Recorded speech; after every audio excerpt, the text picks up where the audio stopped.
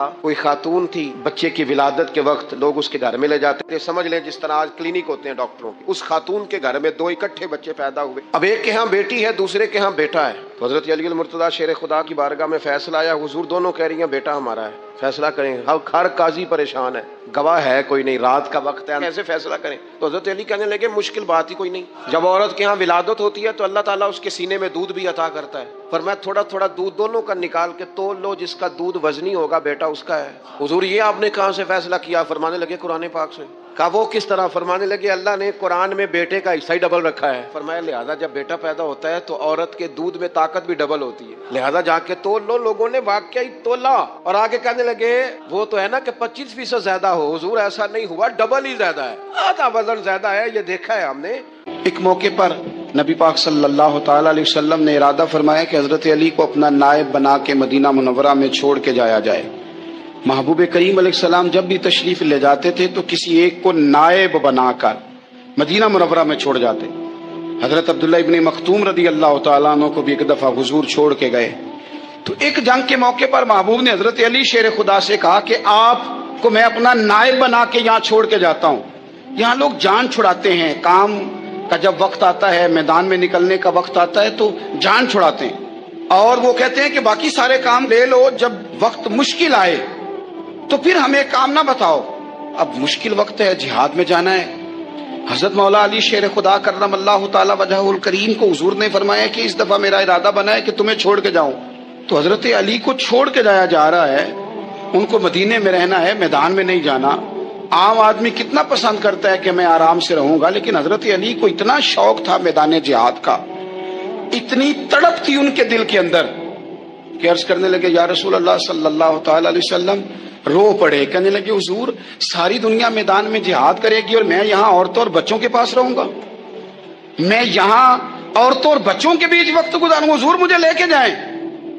تو وہاں بھی حضور نے محبت کی بات سمجھائی، فرمایا علی جب حضرت موسیٰ کوہ طور پہ گئے تھے تو اپنے بھائی جناب ہارون کو چھوڑ گئے تھے، تو تم بھی تو میرے لیے اسی طرح ہونا جس طرح موسیٰ کے لیے ہارون تھے، لیکن فرمایا یہ یاد رکھنا میرے بعد نبی کوئی نہیں، حضرت موسیٰ بھی نبی ہیں اور جناب ہارون بھی نبی ہیں علیہ السلام، لیکن وہ انہیں چھوڑ کے گئے تھے، میں تمہیں چھوڑ کے جا رہا ہوں۔ کہ ایک بات اپنے ذہن کے اندر بٹھانا کہ میرے بعد کوئی نبی نہیں آئے گا۔ تو ایک شخص تھا عمر بن عبد ود، 90 سال کا بوڑھا، لیکن جب تلوار لے کے میدان میں آتا تھا تو 1000 آدمی کے مقابلے میں لڑتا تھا، اور لوگ جگہ جگہ یہ کہتے تھے تو اس طرح ہے جس طرح عمر بن عبد ود لوگوں کو ڈراتا ہے، تو اس طرح ہو گیا۔ یہ اس کے ارد گرد کے لوگ اس کی مثالیں دیتے تھے۔ جنگ خندق جب ہو رہی تھی تو یہ مقابلے میں آ گیا، تو حضرت علی المرتضیٰ شیر خدا کرم اللہ تعالی وجہ الکریم بھی تشریف فرما تھے۔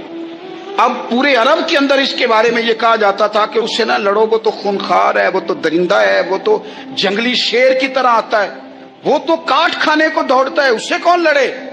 ایک خیال تھا، اور وہ پراپوگنڈا بعض اوقات اتنا زیادہ کسی کے بارے میں ہوتا ہے کہ میں بچے لوگ آتے ہیں نا بچہ دم کرانے کے لیے تو کہتے ہیں پیر صاحب بڑا ضدی ہے، کسی کی بات نہیں مانتا، باقی بچے ٹھیک تھے، یہ تو بڑا ہی نالائق نکل آیا ہے۔ تو میں کہتا ہوں کہ آپ اس کے سامنے یہ والی باتیں نہ کریں، یہ پکا ہو جائے گا کہ میں ضدی ہوں۔ تو آپ ذہن بنا رہے ہیں اس کا کہ تو اس طرح کا ہے، ذہن بنا دیا لوگوں نے کہ عمر ابن عبد ود کے مقابلے میں کوئی نہیں آ سکتا۔ خندق میں یہ آیا، اس نے للکارا مسلمانوں کو، آؤ وہ تمہاری جنت کدھر ہے جس کے بارے میں تم کہتے ہو کہ ہم شہید ہوں گے، تو آؤ میرے مقابلے میں نکلو۔ جب اس نے پہلی دفعہ للکارا تو ابھی بات ختم نہیں ہوئی تھی کہ مولا علی تلوار لے کے اللہ اکبر کہتے کھڑے ہو گئے۔ حضور نے فرمایا بیٹھ جاؤ، حضرت علی پھر بیٹھ گئے۔ وہ پھر پکارا اٹھو کوئی میرے مقابلے میں، تو مولا علی شیر خدا پھر کھڑے ہو گئے، پھر کھڑے ہو گئے۔ حضور نے فرمایا بیٹھ جا۔ ایک شخص نے کہا علی یہ عمر بن عبد ود ہیں، فرمایا مجھے پتا ہے، نہیں سمجھے آپ بات، میں آپ کو سمجھا کے لایا ہوں پیچھے سے کہ پراپوگنڈا کرتے ہیں نا لوگ، ہو آگے نہ جانا، یہاں کرنٹ بڑا زیادہ ہے، وولٹیج بڑے سخت ہیں، تو آگے نہ بڑھنا۔ بھائی کیا ہو جائے گا، اٹھ باندھ کمر کیوں ڈرتا ہے، پھر دیکھ خدا کیا کرتا ہے۔ حضرت علی تیسری دفعہ اس نے کہا نا ہے کوئی، تو حضرت علی پھر اٹھے۔ اب تو رسول پاک صلی اللہ تعالی علیہ وسلم نے تھپکی دی۔ بعض جگہ یہ ہے کہ حضور نے خود تلوار تھمائی، سر پہ امامہ باندھا، اور حضور نے فتح یابی کی دعا فرمائی، حضرت علی گھوڑے پہ بیٹھے نکلے اور جب اس کے سامنے گئے تو جا کے کہنے لگا میرا پتہ ہے. حضرت علی فرمانے لگے تو اپنا چھوڑ، میرا پتہ ہے تجھے؟ مجھے تو جانتا ہے. کہنے لگا میں 1000 کے مقابلے میں اکیلا لڑتا ہوں. حضرت علی شیر خدا فرمانے لگے پتہ نہیں تو کن سے لڑتا رہا ہے، جانے وہ کون ہے جن سے تو لڑتا رہا ہے، وہ کون 1000 تھے جو تیرے مقابلے میں آتے تھے، پتہ نہیں. تو کہنے لگا میرا نام میری ماں نے عمر بن عبد ود رکھا ہے. فرمایا چھوڑ تو، میری ماں نے میرا نام حیدر رکھا ہے. کہنے لگا تیری عمر چھوٹی ہے، کوئی بڑا لا. فرمانے لگے یہ تو جب ہنجے میں پنجہ ملے گا تو پتا چلے گا عمر کس کی چھوٹی ہے. ابھی تو کہانیوں سے متاثر کرنا چاہتا ہے، تو چاہتا ہے کہ تو پریشر ڈالے اور میں تیری بات سنوں. تو مقابلے میں آ، ڈینگے نہ مار، کہانیاں نہ سنا. دیواریں ہلتی رہتی ہیں اور در کانپ جاتا ہے. علی کا نام سن کے اب بھی خیبر کانپ جاتا ہے. تو مقابلے میں آ، تو باتیں بنا رہا ہے، کہانیاں سنا رہا ہے. وہ کہنے لگا تو بچہ ہے، میں چاہتا نہیں تیرا خون بہاؤں. تو حضرت علی کہنے لگے میں بڑے دن سے پریشان ہوں کہ کسی بے ایمان کا خون بہایا کیوں نہیں، میرا بڑا دل کر رہا ہے تیرا خون بہاؤں. اس نے بڑی زوردار ضرب لگائی.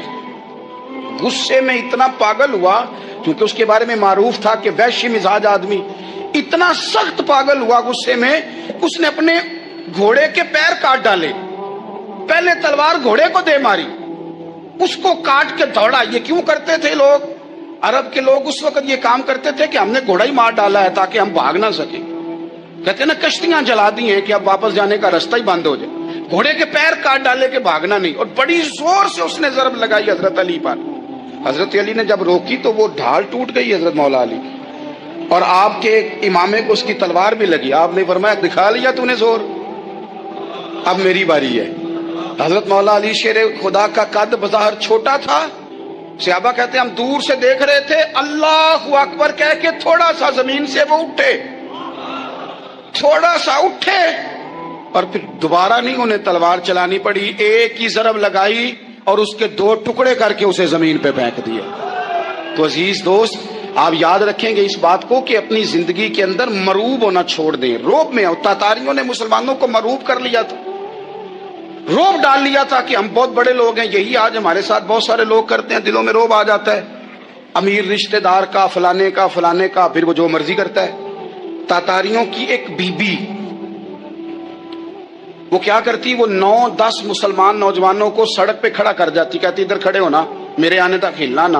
جوان ہے لیکن روب ہے نا کہ یہ بڑے وحشی ہیں. اکیلی بی بی اندر جاتی، تلوار لے آتی، اور وہ کھڑے ہیں، وہ بھاگے بھی نہیں، اتنا ڈر گئے، ٹانگیں کانپ رہی، بھاگنے کی بھی جرت نہیں کر رہے. تسلی سے گئی ہے، تلوار لے کے آئی ہے، اور اس نے 9 جوان مسلمانوں کے گلے کاٹ دیے. اس روب سے نکلے باہر. نوجوانوں سے کہتا ہوں نکلو. اور جن لوگوں نے دنیا میں انقلاب برپا کیا وہ غریب گھروں کے تھے، وہ لوگ تھے کہ جو بظاہر کسی بڑے قبیلے سے نہیں تھے. آپ محنت کریں، تعلیم حاصل کریں، جدوجہد کریں، مشقت کریں، اپنی زندگی میں کچھ مقاصد کے حصول کے لیے آگے بڑھیں. اور اگر آپ کہیں کہ دائیں بائیں میرے فلاں آدمی مجھے یہ مشورہ دے رہا ہے، تو کچھ لوگ دنیا میں باتیں کرنے آئے ہیں، انہوں نے باتیں کرنی ہیں اور بڑا فائدہ ہوتا ہے، ان کو باتیں کر لینے دیں، ان کو کرتے رہنے دیں. کام کرنے والا بندہ کام کرتا ہے اور کرتا ہی چلا جاتا ہے، وہ منزل تک پہنچ جاتا ہے. تو حضرت علی کے مزاج میں دلیری ہے، ہمت ہے، ایک بات. اور دوسری بات دانائی، حکمت.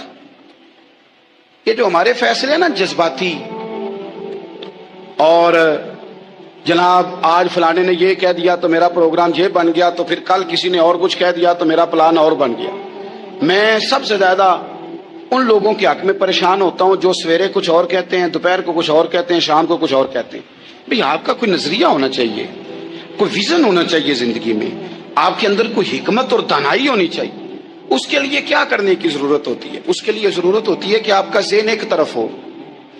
میرے اسلاف فرمایا کرتے تھے زندگی میں ایک کام کر لو پر صحیح کر کے کر لو. ہم نے تو سارے کام کرنے ہیں.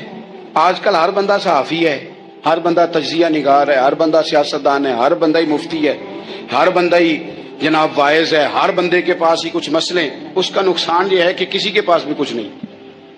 وہ کسی درویش نے کہا تھا کہ جب سب لیڈر ہوں تو سمجھو کوئی لیڈر نہیں، کیونکہ سارے جو لیڈر ہو گئے. میرے عزیز ایک طرف ذہن کو رکھیں اور اپنے اس کام میں کمال پیدا کریں. حضرت مولا علی شیر خدا کو اللہ نے حکمت دی تھی. نبی پاک صلی اللہ تعالی وسلم کے صحابی حضرت عبداللہ ابن مسعود رضی اللہ تعالیٰ عنہ فرماتے ہیں، امام ابو نعیم نے لکھا ہے کہ حضرت عبداللہ ابن مسعود فرماتے ہیں نبی پاک صلی اللہ علیہ وسلم نے فرمایا اگر حکمت کے 10 حصے کیے جائیں نا، دانائی کے 10 حصے کیے جائیں تو اس میں سے 9 حصے اللہ تعالیٰ نے حضرت علی کو عطا فرمائے اور ایک حصہ باقی لوگوں کو ملا ہے۔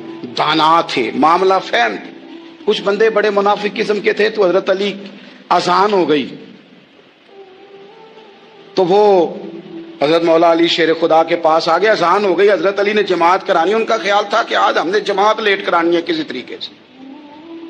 ہم چونکہ زیادہ باتیں، میں دوستوں سے کہتا ہوں بہت زیادہ خبریں نہ دیکھا کرو، بہت زیادہ بھی چیزیں نہ سنا کرو۔ آپ تو میرے بھائی موبائل کے اندر چلے جائیں گے، باہر کی دنیا تو اور ہے، تو تھوڑا باہر بھی نکلیں تصویروں سے، تھوڑا باہر بھی آئیں، دیگر معاملات بھی دیکھیں۔ ہمیں بڑے بڑے اچھے لوگ زندگی میں مل جائیں گے لیکن ہم ان کے قریب نہیں جاتے، ہم دیکھتے نہیں کہ اصل بات کیا ہے، سنی سنائی چیزوں پر زیادہ گمان کرتے ہیں۔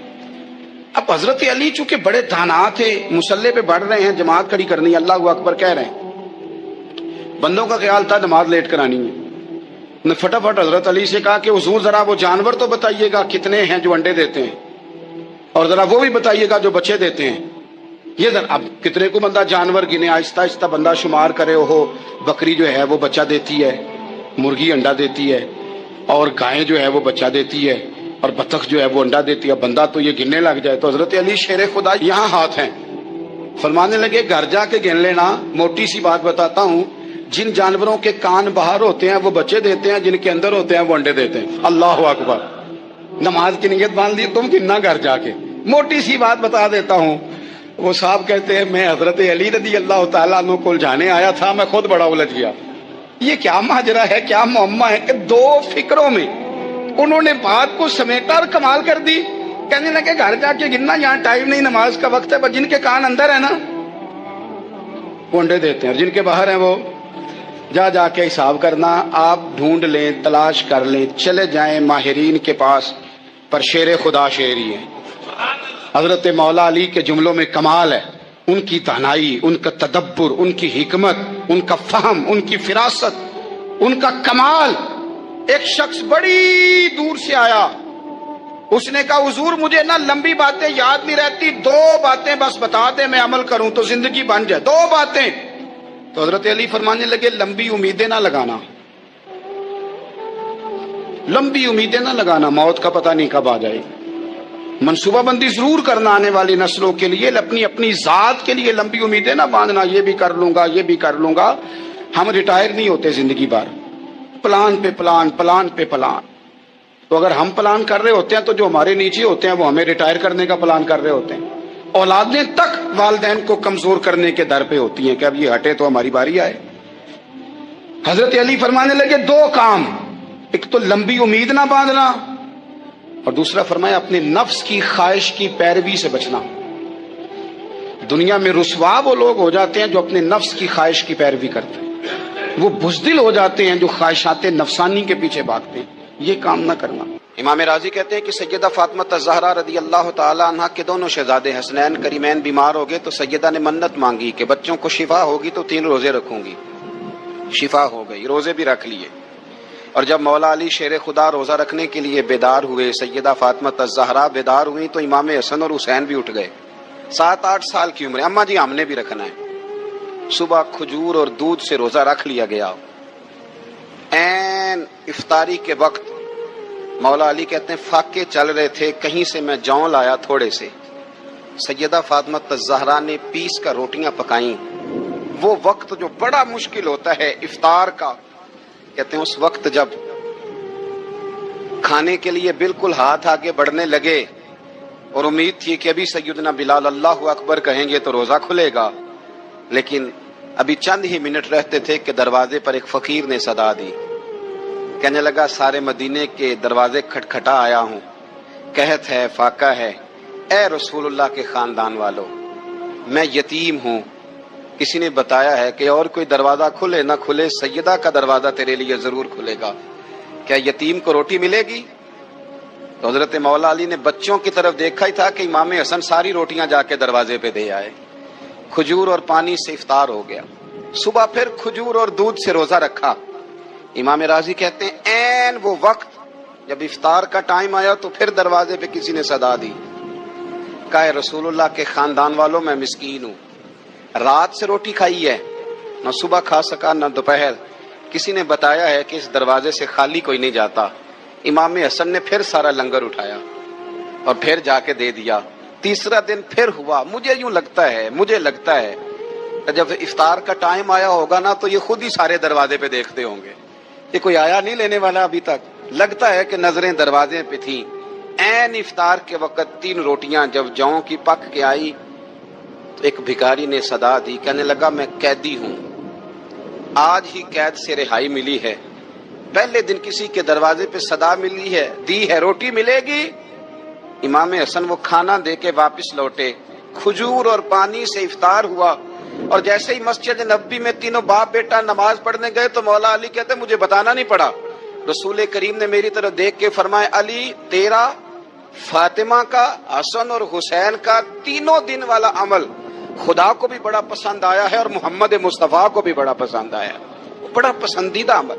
میں کہتا ہوں کہ حضرت فاطمہ نے نا ان کی تربیت پہلے ہی کر دی تھی، 3 دن بغیر افطار کے روزہ رکھنے کی، وہ ٹریننگ گھر سے ہو چکی تھی۔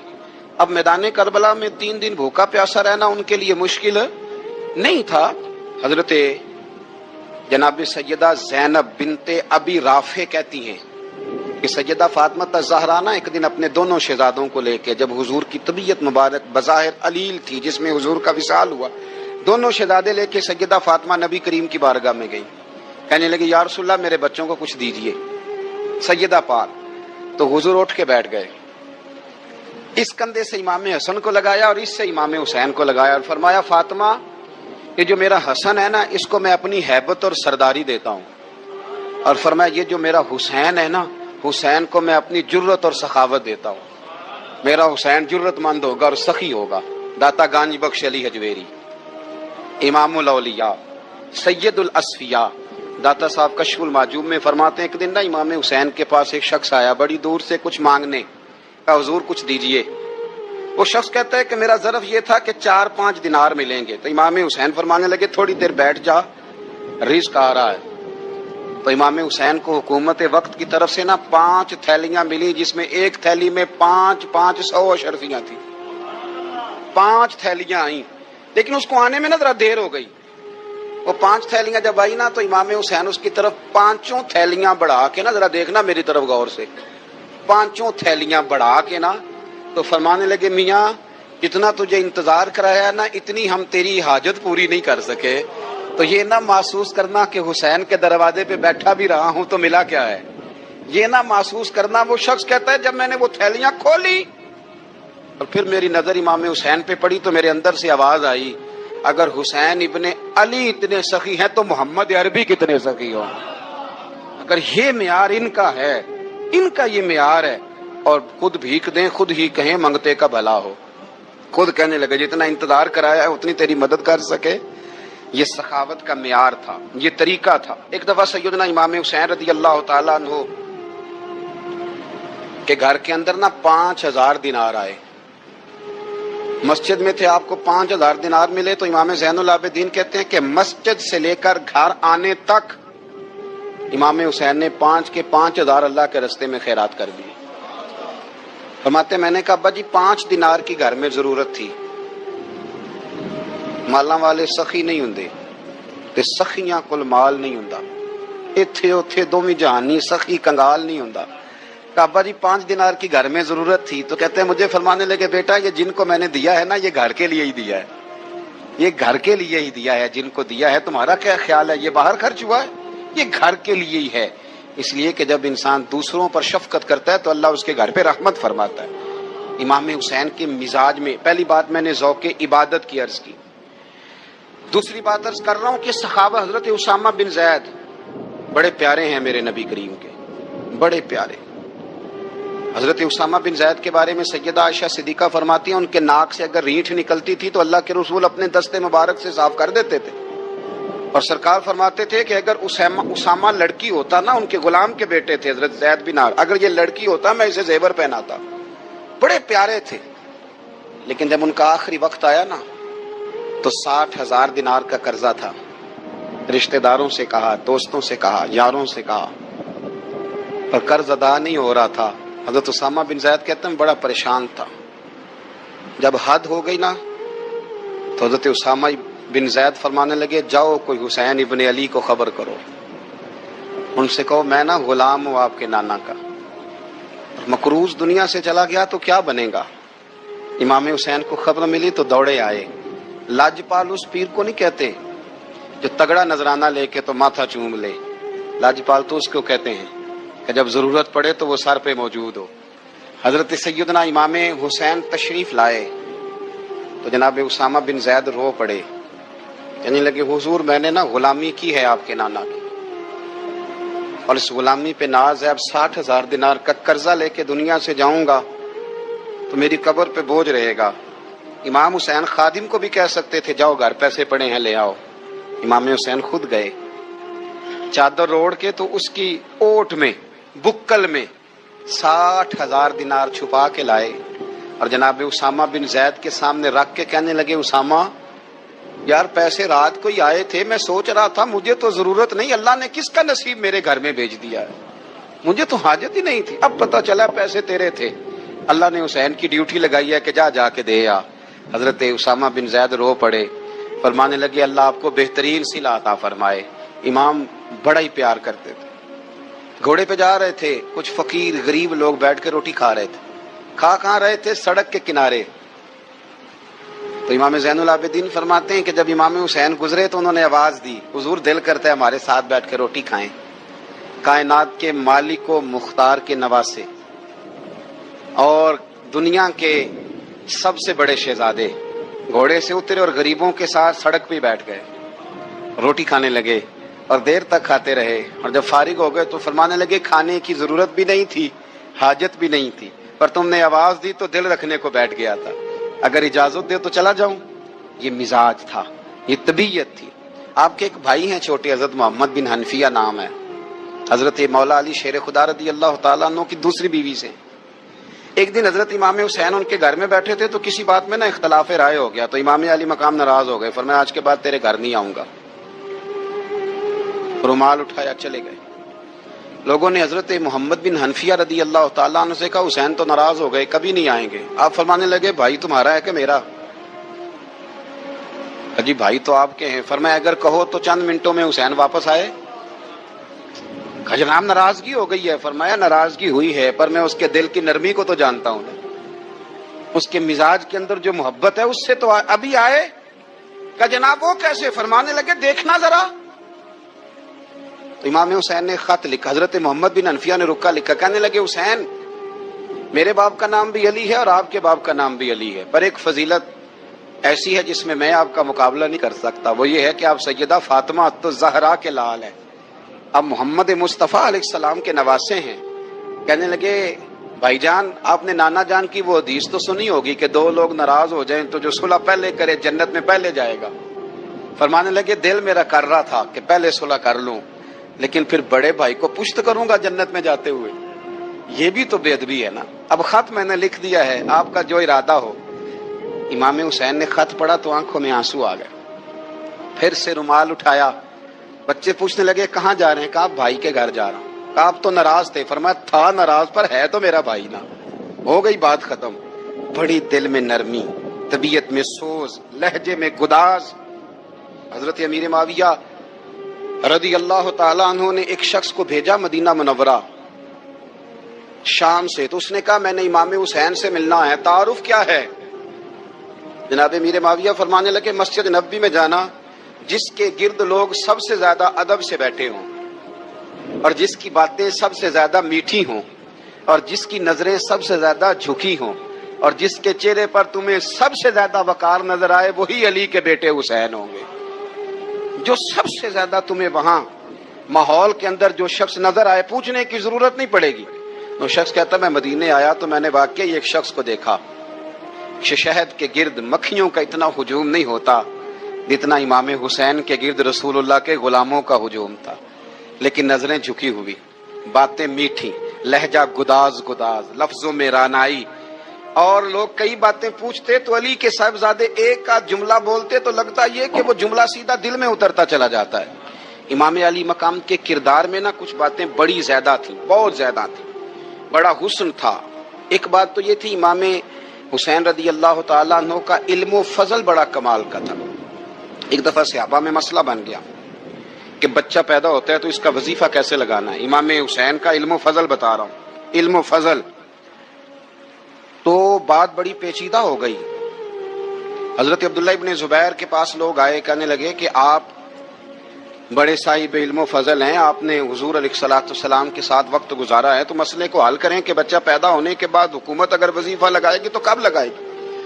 جب بحث طول پکڑ گئی، مسئلہ حل نہیں ہوتا تھا، تو حضرت عبداللہ ابن زبیر کہنے لگے ہم سے نہیں حل ہوگا. ایک بندہ ہے جس کے سینے میں رسول اللہ صلی اللہ تعالی علیہ وسلم کے نور نبوت کا فیضان ہے، وہ یہ مسئلہ حل کریں گے. تو کہا وہ کون سے؟ آپ فرمانے لگے جب ہم سے مسائل حل نہیں ہوتے تو ہم ان کے علم سے فائدہ اٹھاتے ہیں. کہا کون ہے؟ کہا جناب امام حسین.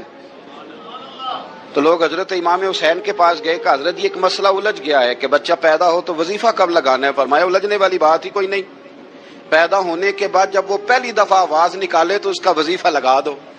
اس کا مطلب یہ ہے کہ وہ دنیا میں آ گیا ہے، اس نے اپنے آنے کا اظہار کر دیا ہے، اعلان کر دیا ہے، اب اس کا وظیفہ لگا دو. تو اس پر پھر صحابہ کا اتفاق ہو گیا. امام حسین کے علم سے، فضل سے لوگ فیض اٹھاتے تھے. حضرت سیدنا امام حسین کی شہادت کے بعد حضرت عبداللہ ابن زبیر رضی اللہ تعالیٰ عنہ نے قاتلان حسین سے خطاب کیا اور فرمانے لگے اللہ کی قسم تم نے اس شخص کو شہید کیا ہے جو راتوں کو لمبے لمبے قیام کرتا تھا، اور تم نے اس شخص کو شہید کیا ہے جس سے میں دن میں جب بھی ملتا تھا تو وہ روزے سے ہوتا تھا. تم نے اس شخص کو شہید کیا جو قائم اللیل تھا، صائم الدہر تھا، اس شخص کو تم نے شہید کیا. آپ کو پتہ ہے کہ میدان کربلا میں جب 9 محرم کو ابن سعد نے امام حسین سے کہا کہ جنگ کرو اگر یزید کی بیعت نہیں کرنی، تو امام حسین نے فرمایا ایک رات کی مہلت دے دو، ایک رات کی مہلت دے دو. حضرت امام زین العابدین کہتے ہیں میں نے اپنے والد گرامی سے عرض کی کہ ابا جی آپ جہاد سے دور جانے والے تو ہیں نہیں، آپ تو جہاد سے پیار کرنے والے، اور یہ بھی پتہ ہے مجھے کہ یہ جنگ اب ہو کے رہے گی، تو ایک رات کی مہلت لینے کا معنی کیا ہے؟ بھئی کل بھی لڑنا ہے اور رات بھی لڑنا ہے، تو ابا جی ایک رات کی مہلت. تو سیدنا امام حسین رضی اللہ تعالیٰ عنہ فرمانے لگے بیٹا رات کی مہلت اس لیے لی ہے کہ میں آج رات کھل کے اپنے رب کی عبادت کر لوں، میں استغفار کر لوں، میں لمبے سجدے کروں. اور کہا زین العابدین تو جانتا ہے نا کہ مجھے نماز سے، تلاوت سے، دعا سے اور استغفار سے بڑا پیار ہے. رسول کریم علیہ السلام نے فرمایا، جامع ترمذی میں موجود ہے، فرمایا میں جا رہا ہوں پر تمہیں 2 بڑی بھاری بڑی وزنی چیزیں دے کے جا رہا ہوں. صحیح ستہ کی روایت، 2 وزنی چیزیں تمہارے بیچ چھوڑ کے جا رہا ہوں، اگر ان کو تھام کے رہو گے تو کبھی گمراہی تمہارے پاس نہیں آئے گی. یا رسول اللہ وہ کون کون سی؟ فرمایا ایک اللہ کی کتاب دے کے جا رہا ہوں اور دوسرا اپنا خاندان دے کے جا رہا ہوں. اگر اہل بیت نبوت کو تھامے رہو گے، ہمارے بزرگوں نے لکھا ہے کہ یہ جو حضور نے کتاب اللہ اور پھر اپنی اہل بیت کا تذکرہ فرمایا، تو اس کا مطلب یہ ہے کہ تھیوری دیکھنی ہوئی تو قرآن دیکھنا، اور پریکٹیکل دیکھنا ہوا تو علی اور فاطمہ کو دیکھنا، حسن اور حسین کو دیکھنا، ان کو دیکھنا. نبی کریم علیہ الصلوۃ والسلام کے اہل بیت مینارہ نور ہیں، ان کی محبت، ان کا پیار کیوں بھلا؟ اس لیے کہ یہ وہ خوبصورت لوگ ہیں جن کو خود میرے نبی پاک نے تراشا ہے. ان کی سیرت میں جتنے رنگ ہیں وہ رسول کریم نے خود بھرے ہیں. ان کی ایک ایک بات کا خیال نبی پاک نے رکھا ہے. حضور نے از خود انہیں اپنی صحبت عطا کی ہے. زیادہ دور نہیں تھا، سیدہ فاطمہ کا گھر مسجد نبوی کے ساتھ تھا. اللہ کے رسول دن میں 2 دفعہ جایا کرتے تھے. پھر بھی کبھی کبھی فرماتے فاطمہ میرا دل کرتا ہے آج میں رات تیرے گھر میں قیام کروں. تو سیدہ فاطمہ الزہرا فرماتی ہیں کہ آمنہ کے لال اس طرح بھی میرے گھر میں قیام کرتے تھے کہ حضور چارپائی پہ لیٹتے تھے تو ایک کندھے پہ امام حسن کا سر ہوتا تھا اور دوسرے پہ امام حسین کا سر اقدس ہوتا تھا. اور فرماتی ہیں رات کو کبھی حسنین کریمین دودھ مانگتے تو میں اٹھتی دودھ دینے کے لیے، تو حضور فرماتے لیٹ جاؤ آج میرے ساتھ سوئے ہیں تو دودھ بھی میں ہی پلاؤں گا. تو محبوب اٹھتے ان کے لیے دودھ لاتے برتن سے نکال کے. حضور نے انہیں وقت دیا اور پھر ان کی چھوٹی چھوٹی چیزوں کا خیال رکھا. صحیح بخاری میں موجود ہے تربیت پر توجہ دی. امام حسین تشریف لائے, ابھی عمر مبارک 7 سال کے قریب تھی. مسجد نبوی میں صدقے کی کھجوروں کا ڈھیر لگا ہوا تھا. چھوٹا بچہ جو ہوتا ہے نابالغ, اس پر شریعت کے احکامات نہیں آتے. صدقے کی کھجوروں کا ڈھیر تھا مسجد نبوی میں. یہ تربیت ہے, یہ ٹریننگ ہے جو اللہ کے محبوب نے خود انہیں عطا فرمائی. صدقے کی کھجوروں کا ڈھیر تھا. امام حسین حضور کے ساتھ آئے تو امام علی مقام نے نہ ایک کھجور اٹھا کے منہ میں رکھ لی. شارحین نے لکھا ہے لگتا یہ ہے کہ کئی دنوں کی بھوک تھی, کیونکہ یہ فاقہ اہل بیت کا بڑا محبوب ہے. مجبور نہیں تھے, وہ تو خزانوں کے مالک تھے, پر غریبوں سے محبت کی وجہ سے فاقے کیا کرتے تھے. یہ ان کی پسند ہے فاقہ کرنا. تو ایک کھجور امام علی مقام نے رکھ لی تو اللہ کے رسول نے گلے میں انگلی ڈال کے نکال دی. تو فرمایا حسین یہ صدقہ ہے, یہ میری اہل بیت کے لیے درست نہیں ہے. حضور نے خود تربیت کی. اور پھر سیدہ فاطمہ الزہرا نے نا اپنے بچوں کو تراشا, ان پر محنت کی. میں اکثر گزارش کرتا ہوں دوستوں سے, میں کہتا ہوں کربلا کا واقعہ کوئی حادثاتی نہیں ہے, اس کے پیچھے پوری ایک لاجک ہے, اس کے پیچھے پورا ایک فلسفہ ہے. ایسے ہی کوئی آدمی 3 دن بھوکا پیاسا رہ سکتا ہے؟ کسی آدمی کو صبح اس نے کھانا کھایا اور شام تک کھانا نہ ملے تو ٹانگیں کانپتی ہیں. رمضان المبارک میں عبادت کی نیت سے روزہ رکھنے والے بھی شام کو بڑے پریشان ہو جاتے, اور مسلسل 3 دن کھانا نہ کھایا جائے اور پانی نہ پیا جائے. اور حال یہ ہے کہ وہی آدمی تلوار لے کے میدان میں نکلے اور اس کی حالت یہ ہو کہ لوگ اس کے آگے دوڑنا شروع کر دیں. ہزاروں کی فوجیں تاب نہ لا سکے. علی کا گھر بھی وہ گھر ہے کہ جس گھر کا ہر ایک بچہ جسے دیکھو وہی شیر خدا معلوم ہوتا ہے. جناب سالبہ بیٹھے تھے, فرمایا فلاں کو بلا کے لاؤ. جب بلانے گئے تو رستے میں عورت پہ نظر پڑی. پہلی نظر تو معاف ہے, لیکن دوبارہ دیکھ بیٹھے. دوبارہ نظر پڑی تو پریشان ہو گئے. خیال آیا میں نے تو خیانت کی اپنے نبی پاک سے. حضور نے تو منع کیا یہ کام کرنے سے. اب واپس حضور کے پاس نہیں آئے, جنگل میں چلے گئے. ابن قدامہ نے کتاب التوابین میں اس روایت کو لکھا ہے, کہتے 40 دن وہ پہاڑوں میں روتے رہے کہ یا اللہ مجھ سے غلطی ہو گئی. کتنے دن؟ اب ہمارا شغل ہے, اس کو لوگ گناہ ہی نہیں سمجھتے. بدنگاہی تو کوئی گناہ ہی نہیں, اب تو یہ شغل ہے. اب تو ہمارے ہاں معاذ اللہ تعالیٰ سیانے بیانے بندے بیچ بیٹھے ہوتے ہیں جب یہ باتیں ہو رہی ہوتی ہیں. یہ شغل ہے ہمارا. اب تو ابا کے سامنے بچہ وال پیپر گندی تصویر کا لگایا ہوتا ہے, پر وہ کہتا ہے عمر ہے نا جی, عمر ہے نا جی. مجھے پتہ ہی نہیں ہے کتنا گند کر رہا ہے. یہ تباہ ہو جائے گا روحانی طور پر. اگر یہ گند دیکھنے میں الجھ گیا تو امام شافعی کا فتویٰ ہے جس کی نظر گندی ہوتی ہے اس کا حافظہ کمزور ہوتا ہے, وہ کوئی بڑا کام نہیں کر سکتا, وہ نفسیات کا مریض ہو جاتا ہے جو گندی نظر والا آدمی ہوتا ہے. ہمیں پتہ ہی نہیں کہ ہمارے مسائل اصل میں ہیں کیا. تو 40 دن جنگل میں روتے رہے. 40 دن محبوب سارا کچھ جانتے تھے پر خاموش رہے. حضرت جبریل امین حاضر ہوئے, عرض کی یا رسول اللہ آپ کا وہ غلام رو رہا ہے. رب کہتا اسے بلا لے, میں نے اس کا گناہ معاف کر دیا ہے. تو نبی پاک صلی اللہ علیہ وسلم نے حضرت مولا علی شیر خدا اور جناب سلمان فارسی کو بھیجا, فرمایا فلاں جگہ ہے لے آؤ. کہتے ہیں جب ہم گئے تو 2 پہاڑوں کے درمیان جناب سالبہ تڑپ کے رو رہے, ہمیں دیکھ کے اور روئے. کہنے لگے علی میرے بارے میں کوئی آیت تو نہیں نازل ہو گئی؟ تو کہا نہیں, چل حضور نے بلایا ہے. کہا اچھا حضور کہتے کیا تھے, فرماتے کیا تھے؟ کہا پتہ نہیں لیکن بلایا ہے.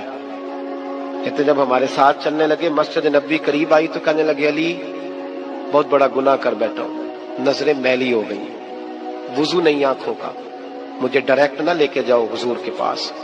جب نبی پاک نماز کی نیت باندھ لینا پھر میں جاؤں گا, میں پیچھے کھڑا ہو جاؤں گا حضور کے. میری طبیعت میں حوصلہ نہیں. یہاں تو پتہ نہیں میں کس طرح عشق رسول کا دعویٰ کرتا ہوں ممبر پر بیٹھ کر, اور ہماری یہ میلاد آئے گا تو محفل میلاد میں اس طرح کے دعوے ہوں گے اسٹیج پر کہ علمان والحفیظ, پتہ نہیں کیا کیا لوگ کہہ دیں گے. پتہ نہیں ہم کیا ہے اور ہم کیا کہہ رہے ہیں, من آنم کے من دانم, پتہ ہی نہیں, اور کتنا بڑا دعویٰ کر دیا. کہ میرے اندر طاقت نہیں سامنا کرنے. مولا علی فرماتے ہیں جب حضور نے مغرب کی نماز کی نیت باندھی تو انہوں نے بھی پیچھے نیت باندھ لی. اتفاق کی بات یہ کہ حضور نے پہلی رکعت میں سورہ انفطار پڑھنی شروع کر دی, اذا السماء انفطرت واذا الكواكب انتصرت واذا البحار فجرت. کہتے ہیں جب محبوب اس آیت پہ پہنچے نا کہ یا ایھا الانسان ما غرک بربک الکریم, اے انسان تجھے کس چیز نے دھوکے میں ڈال دیا, حالانکہ تیرا رب تو بڑا ہی کرم کرنے والا ہے, تو کس طرح کسی اور کے دھوکے میں بربک الکریم, اور ضمیر واحد ہے، میں تفسیر پہ نہیں جاتا. کہا تیرا اپنا رب، بے رب کا، تیرا اپنا رب، تیرا رب تو بڑا کریم ہے، تو پھر بھی کہیں اور چلا گیا. جب یہ آیت سنی تو پیچھے چیخ ماری، بے ہوش ہو کے گر گئے. گھر والے گھر لے گئے.